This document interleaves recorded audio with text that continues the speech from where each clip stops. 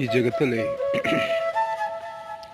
ಜೀವನ ಮಾಡಬೇಕಾದ್ರೆ ಮನುಷ್ಯರ ಜೊತೆನೇ ಜೀವನ ಮಾಡಬೇಕು. ಮನುಷ್ಯ ಜೊತೆ ಮಾಡ್ತಾರೆ, ಪ್ರಾಣಿಗಳಾದರೆ ಪ್ರಾಣಿಗಳ ಜೊತೆ ಮಾಡ್ತಾರೆ. ಜಗತ್ತಲ್ಲಿ ಬೆಂಕಿ ಆದರೆ ಇಷ್ಟು ಉರಿತದೆ ಅಂತ ಹೇಳ್ಬೋದು, ಗಾಳಿ ಆದರೆ ಈ ಸ್ಪೀಡಲ್ಲಿ ಹೋಗ್ತಿದೆ ಅಂತ ಹೇಳ್ಬೋದು, ನೀರಾದರೆ ಹೀಗಿದೆ ತಿಳಿಯಾಗಿದೆ ಅಂತ ಹೇಳ್ಬೋದು.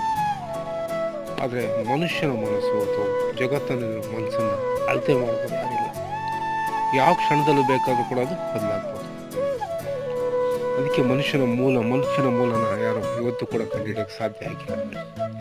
ಅದು ನಿಮ್ಮ ಜೊತೆನೇ ಇತ್ತು, ನಿಮ್ಮಲ್ಲೇ ಇದ್ದು ನಿಮ್ಮನ್ನೇ ಪರಿವರ್ತನೆ ಮಾಡ್ತಾನೆ ಇರುತ್ತೆ ನಿರಂತರವಾಗಿ ಪರಿವರ್ತನೆ ಮಾಡೋ ಮನಸ್ಸನ್ನು ಯಾರು ಕೂಡ ಸ್ಟೇ ಮಾಡೋಕ್ಕೆ ಸಾಧ್ಯ ಇಲ್ಲ.